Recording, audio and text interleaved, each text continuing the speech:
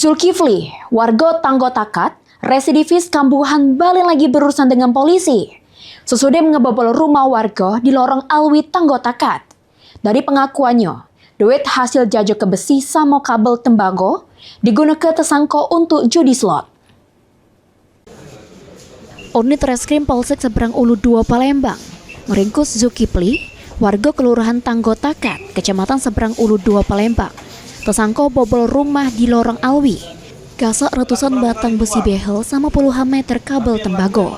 Kapolsek Seberang Ulu 2 Palembang, Kompol Dedi Rahmat Hidayat, dari tangan tersangka diamankan barang bukti besi behel bentuk cincin yang belum sempat dijajak ke tersangka. Dari hasil pemeriksaan duit hasil jajak ke barang palingan digunakan tersangka untuk judi slot. Pada saat pagi hari korban akan kerja atau merehab rumahnya, dilihat alat-alat bangunan sudah tidak lagi tepat.